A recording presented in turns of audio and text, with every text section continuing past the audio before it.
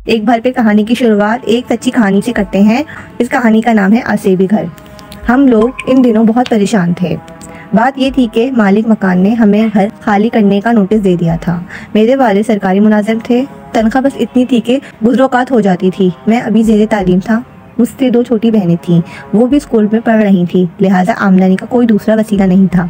ऐसे में अपना घर बनाना तो दूर की बात थी, कोई माकूल घर किराए पर भी नहीं ले सकते थे। मौजूदा घर हमारे पास गुज़िश्ता 15 बरस से था। मालिक मकान रफ़े से किराया बढ़ा रहा था, मगर इसे भी अंदाज़ा था कि अब्बा की तनख्वाह कितनी है। फिर हमारे आपस के ताल्लुकात भी थे। इस बिना पर भी मकान मालिक लिहाज करता था, मगर कब तक? आखिर इसे यही तरकीब सूझी कि मकान खाली करवा कर इसमें कुछ रद्दबदल करके नए किराएदारों को ज़्यादा किराए पर दे दें। दूसरा फ़ायदा इसे ये था कि एडवांस की माकूल रकम मिल जाती। हमसे तो इसने कोई रकम नहीं ली थी। अब्बा को भी एहसास हो गया था कि मालिक मकान क्या चाहता है। अब्बा इस पोजीशन में नहीं थे कि मुंह मांगा किराया अदा कर सकते, सो इन्होंने भी इसमें आफियत जानी कि कोई और मकान तलाश कर लें। जिस मकान में हम रह रहे थे वो पुराने तर्ज का था। नक्शा भी आम सा था। अम्मी को हमेशा यही ख्वाहिश रहती थी कि किसी खूबसूरत से घर में रहें, मगर ये ऐसी ख्वाहिश थी कि जिसका पूरा होना नामुमकिन नज़र आता था। अब जो नए मकान की तलाश शुरू हुई तो अम्मी की ख्वाहिश ने फिर सर उठाया। मुझे बड़ा दुख होता था कि मेरी अम्मी सुबह से शाम तक हम लोगों की खिदमत करती रहती थी, कभी अच्छा पहना ना अच्छा खाया, छोटी छोटी नासूदा ख्वाहिशात की जाल में जकड़ी रहीं। वो इस पुराने तर्ज के घर को भी सजाती संवारती रहती थी। आंगन कच्चा था, मगर अम्मा ने पानी छिड़क छिड़क के सीमेंट जैसा बना दिया था। दीवारों के साथ साथ गुलाब मोतिया के पौधे और दीवार पर चमेली चढ़ाई हुई थी। बरामदे में पौधे लगाकर इसको सजाया हुआ था। इनकी बड़ी ख्वाहिश थी कि अल्लाह मियाँ कभी इनके दिन भी फेर दें और इन्हें भी एक खूबसूरत घर मिल जाए। ये ऐसी ख्वाहिश थी जो अक्सर इनकी ज़बान पे आ जाती थी। अब्बा इनकी इस ख्वाहिश पर चिढ़ जाते और अक्सर ही दोनों में तल्ख कलामी हो जाती। अब मकान मालिक ने जब मकान खाली करवाने की तय कर ही लिया तो नाचारा अब्बू को नया घर ढूंढना पड़ा। अब्बा चाहते थे कि घर ऐसी जगह हो जहां से मेरा कॉलेज और बहनों का स्कूल नज़दीक पड़े, बस स्टॉप भी दूर ना हो और मार्केट भी करीब हो, आबादी भी अच्छी हो। ये तमाम खूबियाँ किराए के मकान में नहीं हो सकती थी। मैं अब्बा के साथ सुबह शाम घर देखने जाता था। जब कभी मैं निकलने लगता अम्मी आहिस्ता से कहती, घर अच्छा बना हुआ हो। मैं सर हिलाता और दिल में ठान लेता जल्द से जल्द पढ़ लिख के नौकरी करके अम्मी को एक अच्छा घर बना के दूंगा। अब्बा तो ये काम ज़िंदगी भर नहीं कर सकेंगे। बदनसीबी से हम कहीं भी घर देखने गए, अगर अब्बा की ख्वाहिशात के मुताबिक हो तो किराया इतना ज़्यादा होता कि अब्बा अफोर्ड नहीं कर सकते थे। अगर किराया कम होता तो मुर्गी के डब्बे जैसा फ्लैट या मकान मिलता, ऐसा ख़राब कि जिसमें रहने का तसव्वुर ना किया जा सके। जिस दौरान हम घर ढूंढ रहे थे अब्बा की मुलाकात एक शख्स से हो गई जो एक स्टेट एजेंसी का मालिक था। इसने बताया कि इसके पास कई मुनासिब घर हैं। एक घर की तो इसने इतनी तारीफ़ की कि वो बहुत खूबसूरत और बिल्कुल नया मकान है। जिन लोगों ने वो घर बनवाया था वो अमेरिका चले गए हैं और हिदायत करके गए हैं कि बेशक किराया ज़्यादा ना लेना, मगर ऐसे लोगों को देना जो घर रखना जानते हों। वो तो चौकीदार रख के जा रहे थे, मगर मैंने मशवरा दिया कि चौकीदार भी घर की हिफाजत नहीं कर सकेगा। आजकल चौकीदार चारपाई तोड़ते रहते हैं और घर गफलत की नज़र हो जाता है। बच्चे शीशे तोड़ देते हैं, दीवारों से कूदकर फूल पौधे उजाड़ देते हैं। इसने मज़ीद बताया कि घर बहुत अच्छा है, बस आबादी से ज़रा सा दूर है। थोड़ा सा पैदल चलने के बाद स्टॉप मौजूद है और बाज़ार वगैरह भी हैं। अब्बा का ख्याल था कि जैसा घर वो बता रहा है इसका किराया बहुत ज़्यादा होगा, फिर आबादी से दूर होगा तो मेरी बहनें और मुझे स्कूल जाने में दिक्कत होगी। अब्बा तो अपनी 20 साल पुरानी बाइक पर ऑफिस चले जाते थे। अब्बा ने इनकार करना चाहा तो वो शख्स सर हो गया कि आप आए तो सही, एक नज़र घर देख लें, फिर किराया पूछिएगा।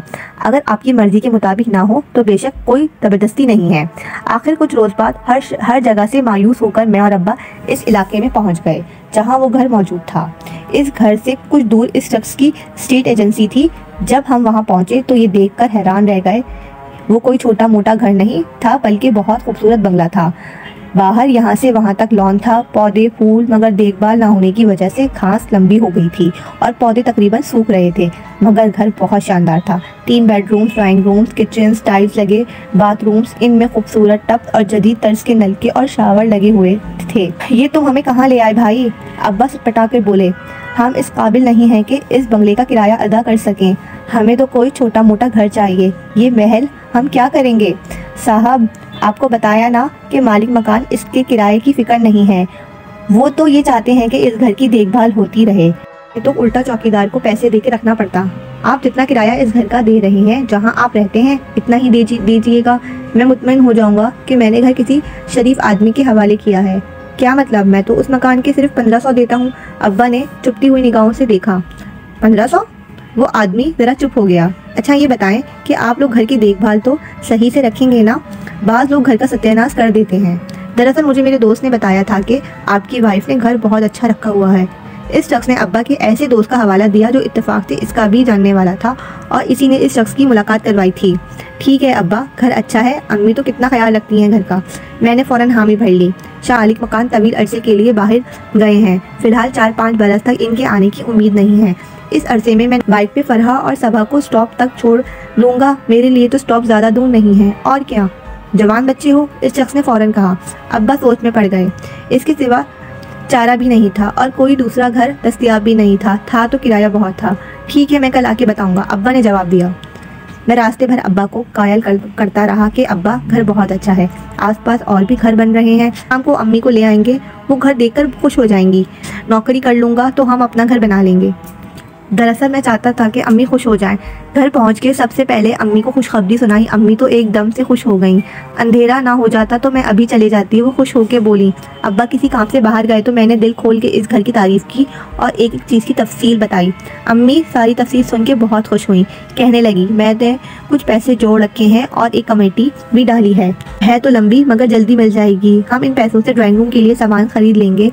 अम्मी बड़ी देर तक ख्वाब बुनती रहीं और मैं भी खुश होता रहा। छोटी बहनें भी खुश हो रही थी।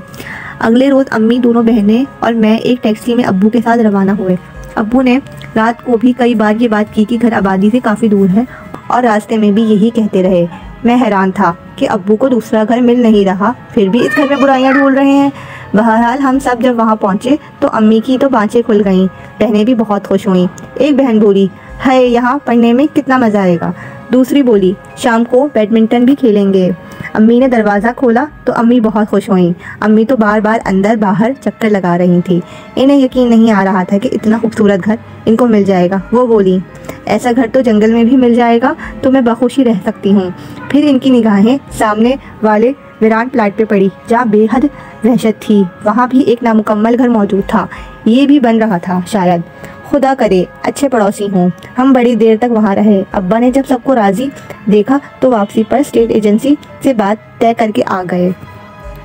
लेकिन इन्हें पता नहीं था कि इन्होंने कितना बड़ा ख़तरा मोड़ लिया है। अब आगे इनके साथ जो हुआ वो सुन के आपके रोंगटे खड़े हो जाएंगे। मज़ीद आगे जानने के लिए और पार्ट 2 के लिए हमारे चैनल को सब्सक्राइब कीजिए। शुक्रिया।